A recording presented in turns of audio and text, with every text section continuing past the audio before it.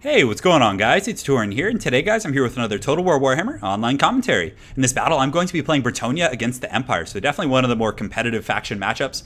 I think Empire as well as Bretonnia and the Vampire Counts are probably the best factions. I also think that Wood Elves are pretty competitive, again, with Chaos and Dwarves being on the lower end of the spectrum. Granted, Chaos and Dwarves have some niche matchups in which they can be pretty strong. And of course, how could I forget to mention, I also think that the Greenskins are pretty top-tier factions and definitely have a lot of utility, very, very good regiments of renown, and all that kind of stuff. Anyways, I should probably make another video on that instead of ranting about it here, but for this matchup, I'm going to be playing Bretonnia, and for my front line, I think against the Empire, it's a pretty healthy deal to go with just, you don't really need foot squires or that many. I usually bring like one or two group of foot squires. You can see there's one here and one here, but aside from that, I have men-at-arms with shields, just like a decent, they trade somewhat efficiently with like low-tier Empire infantry, like spearmen, halberds, swordsmen, all that kind of stuff. They will struggle against flagellants, but still they are going to be supported by an entire front line of battle pilgrims. So that's pretty much it for my front line, just kind of back and forth with those two types of troops. You can see my opponent already has some cannon fire pressuring on these foot squires. Definitely a very, very good choice because it's pretty much some of the only armor piercing I have. So I do have two groups of foot squires, pretty good anti-infantry. They trade somewhat well with greatswords for their cost, and just an awesome unit all around. Aside from that, I do have some spearmen at arms in the flanks just to help out with cav. And, you know, for any matchup, generally speaking, where you think someone is going to be bringing cav of any sort, whether it be Demogryph Knights, Reichsguard, whatever, it's always worth it to bring spears. It just makes it that much harder for your opponent to deal with your flanks, and just, again, such a great utility for like the 200, 300 gold you're going to be paying for these ones. Aside from that, I do have two bowmen with the pox arrows. So against like lightly armored factions, the pox arrows are pretty good. If they come in and harass with their flying lord, you can poison them and really kind of slow them down. You can shoot enemy cav and slow them down. It's great against infantry. I really, really like the poison mechanic. It does quite a bit. And let's actually, for any of you guys who are new to the game, poison actually, look at all of it that it does. Speed, weapon damage, missile damage, armor piercing damage, it's a vigor. Like, it just does so much. So poison is definitely a strong mechanic. Aside from that, the Fey Enchantress with the two healing abilities, the Grail Reliquae to keep my frontline fighting. And I kind of wanted to experiment a little bit. I usually in this matchup don't get Grail Guardians. Like, I think it's honestly not a good choice most of the time, but I was like, you know what? I got to change it up a little bit and just not play the same cookie cutter compositions every game. Let's give these guys a try. And, you know, against infantry and, you know, defensive backline unit, or even if you want to push him in the front against, like, you know, his swordsmen or great swords, I feel like they can be pretty useful. But again, we will find out. Aside from that, I do have some pet Royal Pegasus Knights, which are just so good in this matchup. One group of Royal Pegasus Knights can just give you so much power in the air and can really help you dictate the pace of the battle. So, yeah, that's pretty much it for my army. For my opponent, he does have a General of the Empire with the potions, pretty standard protocol. And he has a pretty wide line. So spears, flagellants, he also does have some great swords in there, so thankfully I do have the foot squires.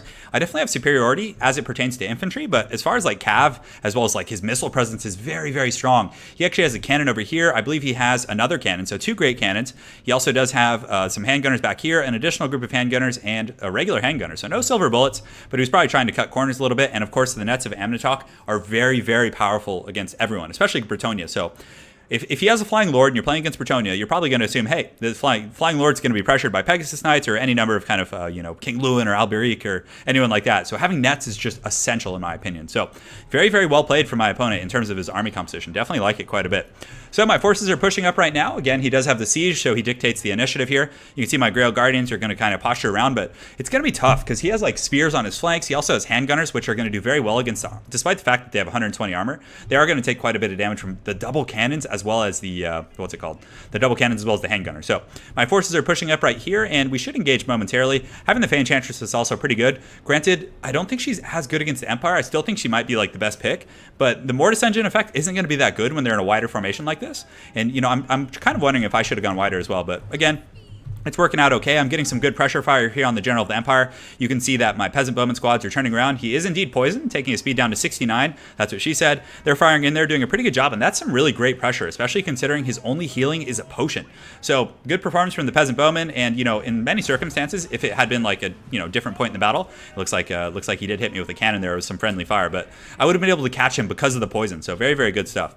So I charge in there a little bit, but still I got really overzealous because I was actually microing my cav on the outside, and he does net me. So very, very well played by my opponent. This is exactly what I was talking about. And I always see it coming. I'm like, yeah, he's going to do it. He's going to do it. But it always seems to catch me. So definitely a bit of a bummer. And I'm just getting massive, massive crossfire. I do retaliate by using a regrowth. And I'm like, okay, I'm already all in. Let's just try and do as much damage as I can to his lord. And I guess they're somehow netted still, but they can move, which is kind of, you know, nonsense. So definitely, you know, feel bad for my opponent there. He already pops his potion. So still, at the end of the day, it wasn't a bad situation that I was able to poke his lord down. So The main line has engaged for the most part. The net still caught my battle program, so I do lose the charge bonus. And you can see the Grail Guardians. This is, one situation in which they're going to be pretty good at riding down these flagellants over here. So very, very good stuff. They're going to get in here and definitely help tear these guys apart. And battle programs are actually a pretty good matchup for these guys. So definitely can't complain about the way this particular flank's going. But aside from that, he does have 2 groups of Reichsguard with very, very heavy armor. And you can see my Royal Pegasus Knights just got put in a trash can. So very, very good stuff. Over here in the main fight, you can see his cav. And I actually like when people do this. When they have their infantry and they have the cav charge through, it's very, very cool looking. So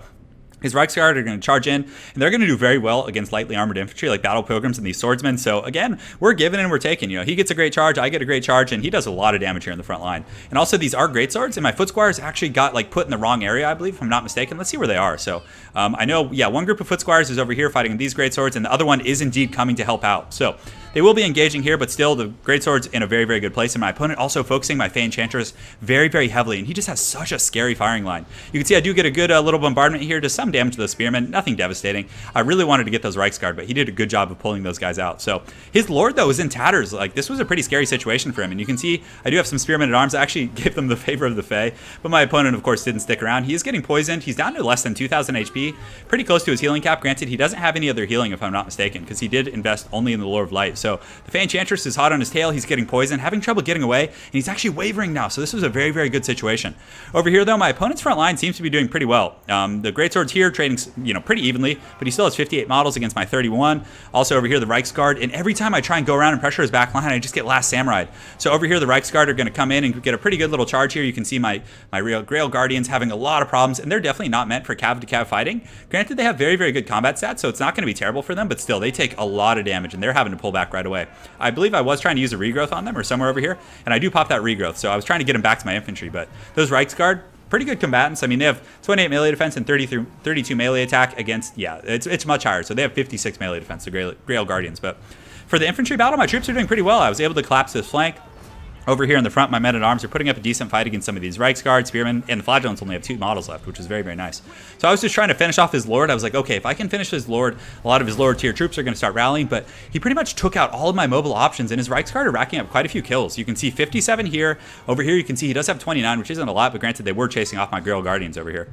But in the infantry battle, things are going pretty good, but one really nice tactic I like is that every time I did break his line, he had a lot of separation between the front line, and you can see he's just having his way with my swordsmen. So even though I won the front line battle in that respect, he's just coming and riding me down with these leftover troops, and that separation between the front line and the missiles is really good. So a lot of people are like, hey, Cav, let's just use them to chase missiles in the back line and try and flank the main line, but using Cav defensively in this manner is really, really strong. So very, very well played to my opponent, just kind of chasing down these guys here. So the balance of power is somewhat even, slightly in my opponent's favor. As far as the troop count, I have about 590 troops to a 626, so pretty even there. The men-at-arms are fighting. They're definitely going to be able to clean up these spears. Over here, I do have 2 missile groups who are in pretty good health, so I was quite happy about that. Some of my spearmen-at-arms obviously engaged against greatswords, but they also do have the support of the Fey Enchantress, who is going to be perpetually draining them with their mortar's effect. But look at this, 99 kills right here on these guys. And you can also see the Reichsguard coming in. Definitely not the best engagement for the Reichsguard coming into the Fey Enchantress as well as spears. They're definitely going to take some casualties. You can see some friendly fire from that cannon right there, which is pretty rough. But what really sucks is he has such a healthy line of handgunners, and he also still has his light wizard. He's probably sitting on some nets, and every time I try and push back to get his missiles, he just has some auxiliary troops waiting, and I'm just trying so desperately to snipe out his lord. You can see he's just pulling back, and his cannons are now pressuring me. The cannons, he doesn't really have any mobile threats. The Royal Pegasus Knights are gone. The Grail Guardians are essentially offline, so his cannons can now turn to my peasants, and these peasants have very, very low leadership as is, so being attacked by artillery is going to break them extremely quickly. And he did get a group of greatswords who are hot in pursuit because unfortunately the men-at-arms with shields who were defending them are definitely had enough of this shit. So I do get a nice little bombardment back there with my Chalice, and look at the damage it did. Those guys were, these ones are at about half life, and this other group was about 80%. So the Chalice is pretty good, guys. I definitely like it quite a bit. So again, the net's coming down. I was able to win the frontline battle, but the nets are coming on. He has a ton of handgunner fire. Just look at him gun this Grail Reliquae down. Very, very bold move, bringing his General of the Empire in, but I was netted, so he didn't really have anything to worry about. Though the Grail Reliquae does have 49 weapon strength right now, so it's going to turn and hit him. Let's see if it makes any contact. It actually did about 60 damage to him there, so, not a bad performance from this guy. I do get an Earthblood here as well, but man, I'm taking some heavy firepower, and he has plenty of ammunition left. So over here, he does have a very healthy group of spears. He has another one here with about 88 models. My men-at-arms up here were able to kind of trade with his Great Cannon crew, which is very nice, so I did shut down one of them. And you can see my Grail Guardians are going in, trying to finish him off. I really needed to get back there and finish off these darn handgunners, but you can see a net of Amnitok coming down, but I still get in there and do some okay damage. They're still confident, and I think he does have some spearmen or something else back here. He must have some defenses. I don't know, but at the end of the day, there's only like 8 of these guys left, and honestly, these handgunners through pure attrition might be able to just like chase them off here, which is pretty tough. And that cannon is still online shooting, having racked up 82 kills, which is pretty great considering there's still quite a bit of time left in the game. So my peasant bowmen back here were able to kind of regroup. His Sigmar sons were able to chase off some of my spears here, and let's see, I did have 2 groups, and yeah, you can see the greatswords over here. We're kind of chasing these guys down, making sure they stayed off the battlefield, because this is one of my strongest, kind of pockets of strength I have left is these 2 peasant bowman groups. And his guy is wavering. His General of the Empire only has 300 HP, so it was a very tight battle, but the Fey Enchantress gets a little bit overzealous here, and I immediately am like, oh, I do not want any of that. So I'm taking a ton of gunfire, and I can't really afford to push in there because he does have some Reichsguard as well as a Light Wizard, so that's a lot of like firepower. And even if I dove in there with the Fey Enchantress, she would take a huge beating. So right now, I do pull the Fey Enchantress back. I'm trying to get her to kind of regroup and finish off these greatswords. At this point, it was one of those situations where like, okay, both of us are in tatters. Let me just get back and try and secure my back line and reform whatever peasant mob I have left and just get in there and fight to the death. So I do have some Spearmen at Arms and a Grail Reliquae still fighting, and I also do have some troops coming back from route. But for the most part, my opponent has a much more solid front line. He does have some Spearmen here. It looks like he does have, how many Spearmen were there? Like 60 or 70? And then here he does have 87. Followed up by, he still has an artillery piece coming online, so every second I'm trying to regroup, I'm just taking massive damage from his artillery pieces, so it was a very tough situation. Thankfully I was able to break these greatswords, which is pretty nice, because 24 greatswords is nothing to sneeze at. So my peasants are starting to fire here. You can see that his handgunners over here are doing pretty devastating damage, and I just can't pressure him anymore. And I had a feeling that if I was able to kill his lord somehow, I might be able to pull out a win here, but still, if the Fey Enchantress or anyone comes in range, she's just going to get firing squatted. He has these handgunners here, he has one group over here with 50 models left, this one has 68 in very, very good health, and he still has about 40% of his ammunition. And I wish in replays there was some way to check the ones of magic to see what the depletion is, or if they were depleted. I think that would be really nice for like replay and casting purposes. So the Fey Enchantress, is getting pressured by these guys, and again he's following up really, really well with these handgunners. So the Fey Enchantress is going to get in here, and it looks like she summoned a sweet comet. And I think I actually tried to get his handgunners here. I'm not sure if he was paying attention. Let's find out here. So it looks like he was paying attention. So unfortunately, these guys are going to get out of here. Let's see if it actually gets anyone. So a lot of splash, and it did some. Yeah, it actually killed 2 models, which isn't bad, and did a bit of HP damage. So it's a great utility piece in a lot of matchups. I really like the Chalice, and I definitely think it's worth bringing. So my peasant bowmen are back online here. They're going to start firing. This group is like pretty close to wavering. My opponent is like, he has to be very careful because if his lord goes down, he's going to be in trouble. So I actually use an Earthblood over here, and you're desperate when you're having to use like an Earthblood on peasant bowmen. That is never an ideal situation. So they're going to start shooting over here. I'm going to use the Fey Enchantress to charge in here, and man, she's just taking artillery pieces to the faces. Not faces. She's not some warped chaos monstrosity. So the Fey Enchantress here, she actually has some really cool attack animations. I wanted to show you guys. She sometimes like picks them up with like some force ball and like slams them. It's really cool. But you can see my peasants here are wavering, despite the fact that they do have 52 models, and they're probably going to get pushed off the battlefield, if not just, kind of punished by these spearmen here. Because the Fey Enchantress can kind of work on these guys, but they still have, I guess they don't have a lot of leadership at all, but they'll trade well with her, because they do have anti-large, and she doesn't have much armor at all. She only has 15, and she's also at her healing cap, so very, very bad situation. I was trying to just regroup everything. You can see this group is just broken over here. Let's go ahead and fast forward a little bit, because there's a lot of posturing. So the Fey Enchantress right here just kind of gets like, she has no choice right now. There's like a full firing squad right here. Thankfully for me, he was kind of obstructed, so he was moving them as a blob instead of staggering, but still look at that damage she's taking. Just a huge beatdown. My peasant bowmen did kind of come back, and we're applying some good pressure here, putting these guys down in terms of leadership, poisoning them, all that kind of good stuff. And I do have some spearmen at arms coming, 15 over here. Yeah, but it looks like that's pretty much it. I mean, I have these men at arms up here with 29 models. The balance of power isn't completely out of range, but unfortunately I don't have like a King Lewin or someone like that who can go around and like hunt his general or make these really heroic plays. I kind of have more of a support lord who in situations like this isn't really going to be able to make those like kind of heroic plays. So anyways, there's a little bit of posturing. I get my peasants together. I also just came over here to finish off some of these great swords, just trying to get that balance of powers as even as I could. But the big issue was I only had I had no ammunition left. So I was like, okay, I have some troops. Let's try and regroup. Let's get the Fey Enchantress. And he gets a nice net of Amnitok here. Very, very well played. And he comes in for the kill. And you can see that this Fey Enchantress is indeed done for. She's not gonna have much fun fighting against the General of the Empire. So very, very well played to my opponent. That was a super good game. It was awesome. And yeah, it was against Spaniard. I've run into him all the time in ladder. Very, very good player. We have some excellent matches. So again, great game to my opponent.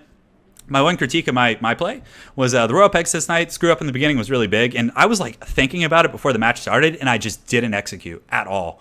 Also on top of that, the Grail Guardians weren't a good choice. I should have just gotten more infantry. I could have gotten like 2 more battle pilgrims and some additional spears. I think that would have been really good, or even some more missiles. Like any number of things would have been better than those. I think that was one of the big reasons that I got taken down in this game. Granted, it was partially because of my opponent's build. It was very good counter to those guys. He had 2 cannons and a bunch of handgunners, so that was very tough to deal with. And he definitely outplayed me with the Royal Pegasus Knights. So very, very well played to my opponent Spaniard. Look forward to seeing you again on ladder, and I hope you guys enjoyed that fun cast. Have an excellent night and take care.